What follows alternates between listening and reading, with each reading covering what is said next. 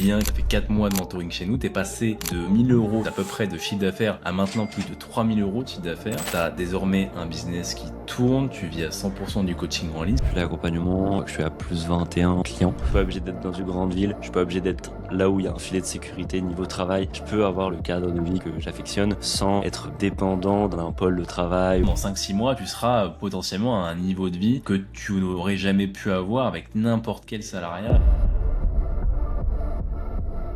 Aujourd'hui, on va du coup parler avec Julien. Julien qui est un de nos clients, un de nos anciens clients chez Fondation. Tu nous as rejoint il y a du coup environ 5 mois. Ça fait quelques semaines là qu'on a terminé. Tu as fait 4 mois de mentoring chez nous. Tu es passé de, je crois, 1000 euros, si je dis pas de bêtises, à peu près de chiffre d'affaires à maintenant plus de 3000 euros de chiffre d'affaires. Tu as désormais un business qui tourne. Tu vis à 100% du coaching en ligne, ce qui n'était pas le cas au début du mentoring. Julien, merci du temps que tu prends avec nous. Fais-nous un point, présente-toi, qui tu es, d'où tu viens, qu'est-ce qui t'a amené déjà au coaching en ligne en premier lieu. Yes, merci de me recevoir. C'est cool de pouvoir un peu faire un feedback sur la façon dont j'ai vécu l'accompagnement. Qui je suis? Je suis coach. Moi, ça faisait à peu près 2 ans, 1 an et demi, 2 ans que je m'étais lancé en tant que coach pour aider les personnes qui ont un quotidien chargé, qui ont une vie de famille assez remplie avec des enfants. Moi, je suis moi-même papa et je galérais un peu au niveau acquisition. Donc j'avais juste ce qu'il fallait pour complémenter un peu le chômage qui tombait mensuellement. Et on s'est rencontrés du coup en début d'année dans une ambiance où il me restait 4 ou 5 mois de chômage et ton accompagnement durait pile 4 ou 4 mois. Voilà, c'était pile le moment de la dernière chance, on va dire. Donc ça s'est plutôt bien articulé à ce niveau-là. Mais c'est très bien ce que tu as fait, c'est vrai qu'on n'en a même pas parlé ça en off, mais c'est vrai que le fait d'avoir profité justement de tes mois de chômage pour justement construire ton business, c'est super bien que tu l'aies fait. C'est un risque que tu as eu, que tu as bien fait de prendre. La preuve en est, vu tes Ouais. résultats maintenant. Mais en réalité, il n'y a pas beaucoup de personnes. Il y a beaucoup de personnes, tu sais, qui sont frileux avec ce risque-là parce qu'ils voient justement le chômage comme une forme de sécurité, un peu comme peut l'être du salariat, tu vois. Et du coup, par Ouais. conséquent, bah, ils ont peur qu'ils s'arrêtent et ils ont peur de lâcher l'argent qu'ils gagnent pour le chômage pour justement, enfin dans du mentoring, dans des formations, qui les amèneraient à post-chômage et dans une meilleure situation. Et toi, tu l'as fait et tu peux que t'en féliciter maintenant vu les résultats que t'as. Ouais, clairement, clairement. Surtout qu'il y a un tips avec le chômage où moi, mes revenus de coaching n'impactaient pas du tout mon chômage, parce que j'avais créé la société, enfin l'auto-entreprise juste avant de lâcher mon CDI. Donc je pouvais gagner autant que je voulais en coaching, bon, ce que j'ai mal mis à profit du coup, mais ça impactait pas mon chômage. Donc ça, en vrai, à ce niveau-là, c'est vraiment ça qui était cool sur le mentoring, c'est que je pouvais réserver uniquement le chiffre d'affaires du coaching sur le mentoring et vivre en tout cas avec le chômage sans que ça impacte entre guillemets mon mode de vie. Parce que comme je l'avais dit, moi je suis papa, j'ai une famille, c'était ma crainte au début du mentoring d'investir dans ça et de pas avoir de retour. Et c'était quoi justement les difficultés que tu rencontrais avant de nous rejoindre? Qu'est-ce qui a fait que tu nous as rejoint il y a du coup quelques mois? Qu'est-ce que tu avais tenté? Où est-ce que tu en étais concrètement? Moi, ma difficulté, je pense que c'était sur le fait de convertir mon audience, parce que j'avais quand même réussi à avoir quelques followers sur Insta. J'avais des réels qui fonctionnaient. Enfin, je faisais suffisamment entre guillemets de vues pour pouvoir dire que le compte marchait normalement. Mais derrière, le nombre de clients suivait pas. Donc, je pense que c'était vraiment convertir l'audience, tu vois, la partie prospection, la partie comment aborder. Mais je le faisais de manière avec un message automatique qui était peut-être un peu trop bourrin, pas personnalisé. Oui, Alors qu'en Julien, je soi, crois que j'avais le temps. t'avais ManyChat, je crois, qui était Ouais, en c'est ça. route. Ouais, c'est ça, ça me revient. On en avait parlé au tout début, à l'époque, mais je crois que t'avais un énorme pavé que t'envoyais, enfin, un truc comme ça. Ouais, c'est Ouais, ça. ouais, ouais, Que bah, t'avais reçu d'ailleurs. forcément. Comment? Que t'avais reçu du coup, parce que c'était de Oui, manière automatique. oui, et je crois que c'est ça qui nous a amené à parler, justement, quand on s'est follow, où Ouais, bah, je crois que t'as dû m'envoyer ce message-là, comme de manière automatique, quoi. Mais c'est vrai qu'en plus, ironiquement, enfin, tu sais, les coachs ont souvent peur de paraître trop vendeurs et de pas paraître humain en prospection. Et ouais, ironiquement, inconsciemment, hein, ils utilisent justement des outils comme tu l'as fait au tout début, qui les amènent à paraître encore moins humains et encore plus vendeurs. Parce que, bah, quand tu ouais, c'est reçois un ça. message ManyChat, enfin, tu captes direct que c'est, enfin, n'importe qui qui a déjà été un jour prospecté capte que c'est automatique, tu vois. Ouais, Donc surtout que le ce n'est pas de la mieux, même couleur quand tu l'envoies, il me semble. Donc, ouais, et en plus, ouais, je crois que c'est quand tu prends gratuit, je crois il y a un truc qui se met comme ça, et quand tu prends payant, je crois que ça se met moi, d'une non, autre je le manière. payais, c'est parce que Ah, je tu pense que payes? ça Ok. se met en tant que pièce jointe. Enfin, tu sais, ça s'envoie en tant que Hmm. pièce jointe et du coup, Ouais, ça fait ça. ouais. Mais ouais, est ce que tu dis, c'est Mais hyper ouais, intéressant, le fait d'avoir peur de se vendre. ouais. Surtout que moi, ironiquement, j'ai un master en commerce, tu vois. Donc, Ouais. mais c'est surtout là le fait d'avoir une relation un peu plus intime dans la discussion. Tu parles des objectifs, des points de douleur, mais qui sont plus perso Hmm. que ce que je pouvais faire avant en B2B. Donc, Mhm. c'est vraiment le point qui manquait. Ouais, bah, puis c'est sûr que toi, du coup, tu te positionnais sur ton B2B à l'époque comme, enfin, tu savais que c'était du business, tu vois. Ouais, Et c'est ouais, vrai que ouais, dans ouais. la position du coach, la difficulté qu'on peut souvent vivre en tant que coach, c'est qu'on se met dans une position plus de soignant, entre guillemets, tu vois, entre gros guillemets. Ouais, c'est Ce ça. qui nous amène à avoir, on va dire, une forme de dissonance cognitive quant au fait, justement, de chercher à vendre. Parce qu'en vendant, on a l'impression inconsciemment de faire des choses mauvaises, tu vois, mal. Alors qu'en réalité, bah, finalement, c'est le meilleur moyen de réellement aider les gens. Si j'avais pas cherché à te vendre mon mentoring parce que je t'ai prospecté à l'époque, certainement, on a discuté, etc. T'étais dans ma cible, tu vois. Si j'avais pas cherché à Ouais, te le vendre, bah, en fait, tu serais pas là à pouvoir maintenant avoir 3 000 € de chiffre d'affaires, à être bien, à tendre vers faire 4 000, 5 000 dans les prochaines semaines, prochains mois, tu vois, et à pouvoir profiter de tes enfants comme là tu le fais maintenant.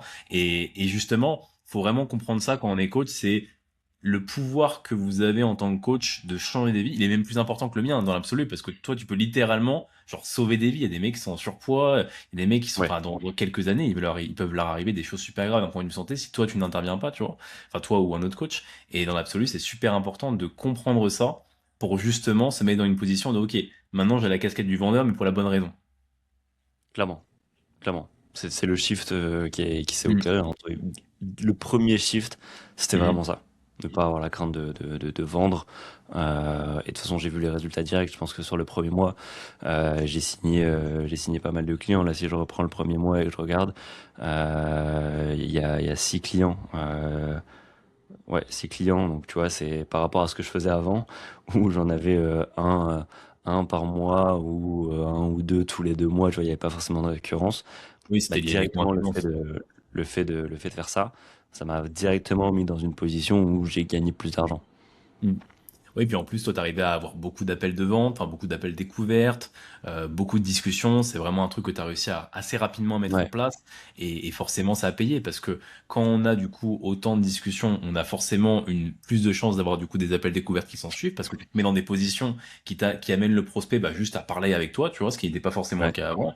Et donc, la conséquence, c'est que tu vas avoir dans le lot des personnes qui vont soit finir directement par être intéressées par ton coaching, soit se mettre dans une position, ils vont peut-être s'ouvrir et du coup bah, se dire vas-y pourquoi pas je prends une consultation et à ce ouais, c'est moment-là en ça. consultation tu vas du coup leur vendre ton coaching et puis au fil de l'apprentissage, au fil des actions mises en place, bah, tu finis par être meilleur dans ce contexte-là, même si toi du coup tu avais quand même un pied dans la vente, ce qui t'a permis aussi d'être forcément dans une meilleure position aussi, parce que tu avais quand même sûrement quelques tips quoi. Ouais, non, franchement, clairement. Et là, quels sont tes résultats justement après 4 mois de fondation, si tu devais les résumer d'un point de vue nombre de clients qui rentrent chaque mois, d'un point de vue appel de vente, d'un point de vue chiffre d'affaires du coup aussi? Niveau résultat, là, depuis l'accompagnement, je crois que je suis à plus 21, plus 22 clients. Et globalement, je suis sur une trend de 4 clients, 4 nouveaux clients par mois. Donc au moins un par semaine. Et je trouve que c'est plutôt, en tout cas de mon point de vue, c'est aussi rassurant parce que c'est pas non plus dès le début une quantité folle de nouveaux clients que je dois maintenir, tu vois, après par la suite, parce que forcément, si t'en rentres moins au bout d'un moment, tu vois le chiffre d'affaires un peu dégringoler. Donc là, je peux que optimiser petit à petit, et j'ai au moins ce non négociable, tu vois, de faire rentrer 4 clients par mois. Bah c'est ce qui t'amène à avoir un business qui finit par grossir, justement, qui est stable, c'est-à-dire entre 5, moi ce que je dis tout le temps, c'est entre 4, 5, 10 clients par mois, ça fait à peu près 2, 3 par semaine, quoi, grand max, et ça amène forcément à avoir un business qui continue à grossir, parce que du coup, des fois, tu vas forcément avoir des drops, tu l'as vécu aussi pendant le mentoring, quelques personnes Ouais. qui ont arrêté au fil du temps, parce que juste, bah, fin de contrat, quoi, fin de coaching, et bah, vu que tu avais justement cette rentrée constante qui était plus liée au hasard, parce que c'était un peu le cas au début, c'était beaucoup lié au hasard, lié aux coïncidences, lié aux bouche à oreille, etc. Ce qui est très bien, il faut que ça passe aussi par ça. Mais forcément, ça suffit pas à faire construire un business qui est périn et où tu peux te dire, ok, je peux faire confiance à ce business-là pour nourrir mes enfants, quoi. Et Ouais. là maintenant, c'est plus le cas, quoi. Donc c'est cool. clairement. Et justement, maintenant, qu'est-ce qui est possible pour toi maintenant, en tant que coach fitness qui fait plus de 3 000 € de chiffre d'affaires chaque mois, qui a une rentrée de clients plus ou moins constante? Qu'est-ce qui est possible pour toi qui n'était pas avant, justement, de nous rejoindre? Euh, Tu parles dans mon niveau perso, c'est ça? Ouais, Qu'est-ce que niveau ça a changé? perso, niveau pro, qu'est-ce que tu peux faire maintenant que tu ne pouvais pas faire avant de nous avoir rejoints, justement? Niveau pro, tu vois, je pense que je peux essayer de chercher plus de spécialisation en tout cas là où moi je veux mettre mon énergie. Ce que je faisais avant, tu vois, mais en fait c'était un peu mettre la charrue avant les bœufs, chercher comment optimiser tel process pour gagner du temps, etc. Donc là, pour le coup, c'est quelque chose qui est un peu plus stimulant aussi. Euh, et au niveau perso, ça m'offre aussi une vision un peu plus long terme de ce que je peux faire dans les prochains mois. Tu vois, je t'avais dit que j'avais la barrière du chômage dans 4 mois. Donc ça me mettait quand même une sorte de fin à ma projection. Là, maintenant, j'arrive à voir un peu plus loin. Je peux me dire que, ok, tu vois, là, on a pour projet peut-être de déménager dans les Alpes. Et c'est Ouais. aussi la qualité aussi de choix de se dire, je suis pas obligé d'être dans une grande ville, je suis pas obligé d'être là où il y a un filet de sécurité niveau travail. Je peux avoir le cadre de vie que j'affectionne sans être dépendant d'un pôle de travail ou autre à côté et vraiment vivre de mon activité, quoi. Super, excellent. Bah, et puis trop bien pour les projets du coup de déménagement. Et forcément, ça, quand tu deviens libre géographiquement lié à ton activité, ça te permet d'avoir ce type de projet, que ça soit juste déménagement en France, comme des fois même expatriation. J'ai Ouais, beaucoup de clients qui sont dans cette optique-là. Et forcément, c'est beaucoup plus envisageable quand on a un business qui commence à tourner comme le tien. Surtout qu'en fait, là maintenant, t'as vraiment, on va dire, euh, t'as pas explosé. Genre, t'es pas à 10 000 € de chiffre d'affaires, tu vois, même à 8 000 ou quoi, tu vois, on pourrait dire, ok, c'est vraiment beaucoup. Mais t'es ouais, sur cette tendance, justement, où là, ok, maintenant t'es parti, tu vois. T'es parti, tu fais rentrer 5 6 personnes par mois, enfin même 4 5 6 personnes par mois, c'est environ, on va dire, 700 800 € de plus de chiffre d'affaires. Ça va dépendre de la personne si ça te paye en plusieurs fois ou en une fois. ouais, Donc ça peut être encore plus que ça. Donc tu es sur une optique d'évolution de quasiment, on va dire, 1 000 € chaque mois, tu vois. Alors, plus ou moins. ouais, Donc derrière, en fait, normalement, dans 5 6 mois, tu seras potentiellement à un niveau de vie que tu n'aurais jamais pu avoir avec n'importe quel salariat et n'importe quel autre métier autre que l'entrepreneuriat, en tout cas par rapport à comment tu te positionnais niveau travail, quoi. ouais, c'est sûr que tu prends pas cette augmentation-là en étant salarié. Non, c'est clair. C'est clair, c'est clair. Et justement, si t'avais pas rejoint Fondation, t'en serais où, selon toi, aujourd'hui? Si j'avais pas rejoint Fondation, je pense que j'aurais pas réussi à avoir bon, le drop entre guillemets dans le business. Peut-être que je peux être optimiste et me dire que j'aurais réussi avec le coup de fouet de fin de chômage, mais si j'ai pas réussi en 1 an et demi, tu vois, je vois pas ce que j'aurais fait de différent. C'est un peu ce que je dis à mes clients. Tu vois, si tu veux des résultats différents, il faut forcément faire des choses différentes que ce que tu as l'habitude de faire. Et en 1 an et demi, j'ai essayé plein de choses, mais je pense que je m'éparpillais. Donc là, j'en serais certainement, tu vois, là, au moment où on se parle, c'est le mois où mon Pôle emploi s'est arrêté. Donc j'aurais peut-être repris un mi-temps ou un truc nul, tu vois, à faire entre deux pour essayer de continuer. Et après, je me serais peut-être rendu à l'évidence de, ok, tant pis, j'y arrive pas. Et j'aurais repris un taf dans mes précédentes qualifications. Et puis en plus, du coup, tu te serais retrouvé dans une situation où tu aurais eu encore moins de temps à consacrer au Ouais, coaching en ligne, où ça aurait été encore plus dur parce que justement le mi-temps. Donc encore une fois, vraiment, t'as vraiment bien fait de commencer à ce moment-là précisément et pas plus tard, parce que ça ouais, aurait été le pire choix pour toi, vu que finalement, comme tu dis, hein, si on ne change pas les actions qui t'ont amené à un point A, il n'y a pas de raison que ça t'amène à un autre point, hein. C'est valable pour n'importe quoi, comme tu l'as dit, pour tes clients, pour mes clients, ouais. c'est valable partout, hein. Il faut en prendre conscience que sinon on reste bloqué à vie, hein. Et t'avais des peurs justement, tu m'en as parlé vite fait avant, mais est-ce que t'avais des Mm. peurs et des hésitations avant de t'engager? Et qu'est-ce qui Ouais, t'a fait forcément. changer? Il y avait le fait que l'air de rien, c'est un investissement. Donc, est-ce que j'allais avoir la renta qui fonctionne, enfin qui couvre au moins l'investissement financier de rentrer dans le mentoring? Parce que l'air de rien, ça dépendait quand même d'actions. Et c'est tout con, mais c'est des actions sur l'appel découverte, on en a discuté, c'est des choses dont j'avais conscience. Je savais ce qu'il fallait faire. C'est juste que peut-être je l'appliquais moins bien ou le fait de pas avoir de cadre, faisait que je le faisais avec moins d'intensité. Donc est-ce que simplement le fait d'avoir quelqu'un qui me dise quoi faire et comment le faire, est-ce que ça allait suffire à augmenter, tu vois, mon chiffre d'affaires? C'était un peu ma crainte aussi dans le sens où il y a plein de coachs, coachs de coachs, tu vois, qui parlent à chaque fois sur Insta. Il y a plein de personnes qui mettent des réussites faramineuses en avance. Est-ce que te faire confiance, c'était un bon choix? Mais bon, j'ai toujours fait confiance à mes sensations du moment et ça a fonctionné, mais c'était un peu les interrogations que j'avais sur le moment. Et qu'est-ce qui t'a convaincu d'aller justement vers moi et pas vers un autre coach business quelconque ou même qu'est-ce qui t'a convaincu tout court d'aller vers moi et pas de continuer à tester par toi-même aussi? Ouais, je pense que c'est le fait que on ait eu de base la même formation dans le coaching, que tu aies expérimenté toi le coaching de la même façon que moi je l'ai expérimenté, c'est-à-dire sur une offre avec un prix raisonnable, qui soit pas du high ticket, qui soit pas du paiement en une fois pour une transfo avec des tunnels de vente, etc., des trucs surmarketés, mais tu eu le coaching avec justement des mensualités qui restaient abordable entre guillemets pour une remise en forme et pas avec des 10 000 euros sur 6 mois de coaching. Mais c'est, enfin voilà, tout ce qui est étiquette, tu vois, ça me faisait un peu peur. Et t'es le seul qui proposait un peu d'accompagner dans ce format, donc sans me faire switcher complètement mon business parce que j'avais pas du tout envie d'aller dans des offres marketées. Euh, et du coup, c'est ce qui m'a rassuré. Bah, c'est sûr qu'il y a beaucoup de coachs business qui peuvent s'adresser aussi à des personnes, enfin qui peuvent avoir une méthode qui finalement s'applique pas spécialement au coaching fitness ou pas, Ouais. en tout cas à tous les coachs fitness, d'autant plus dans des coachs fitness qui, entre guillemets, débutent dans le côté marketing, tu vois. Hmm. Toi, ton objectif principal, c'était pas de taper 10 000 euros par mois. C'était de taper déjà assez pour, dans 3 mois, pouvoir, ou 4 mois, pouvoir justement être au stade où tu peux ne pas retrouver un autre taf et où tu peux justement vivre que de ça.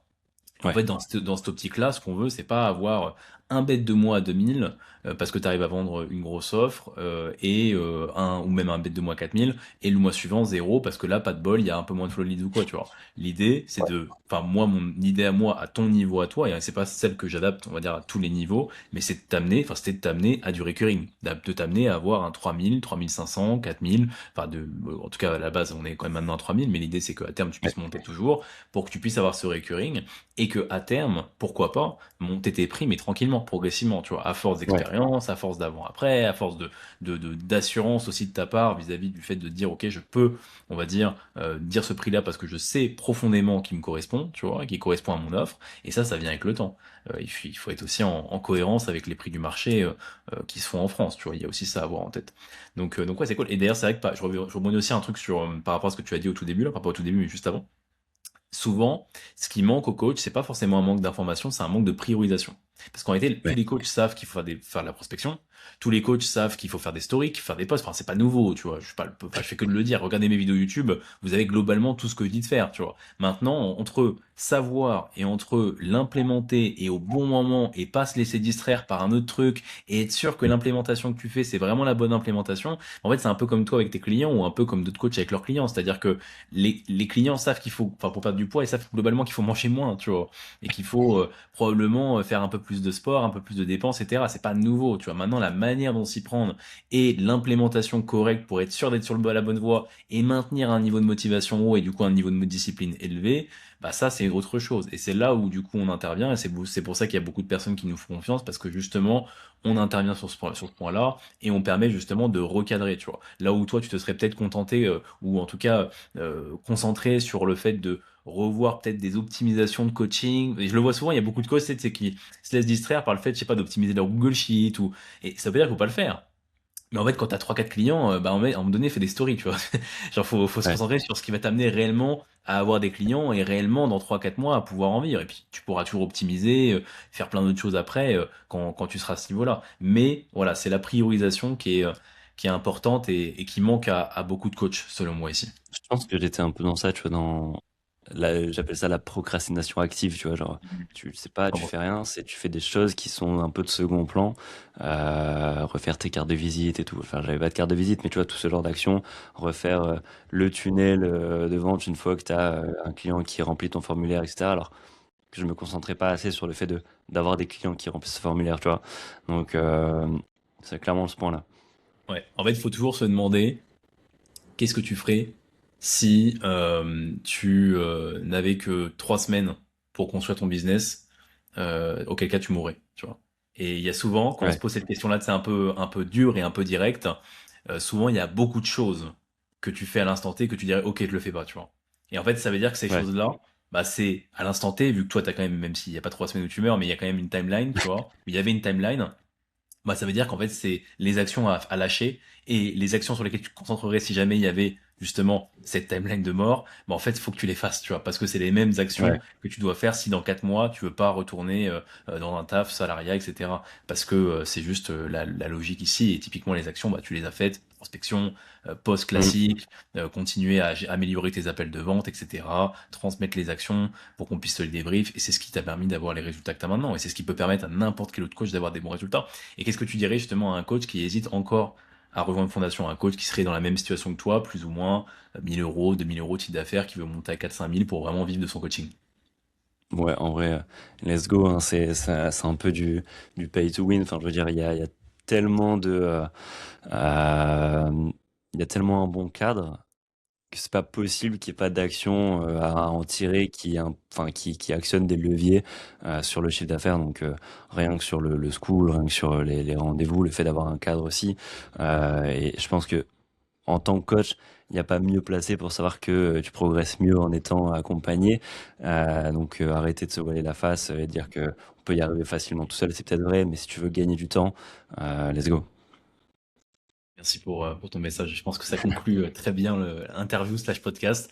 Merci beaucoup, Julien, pour ton temps. Et puis, j'espère que les personnes qui auront regardé ces vidéos, ça vous aura plu. Puis, on se dit à très vite. Ciao.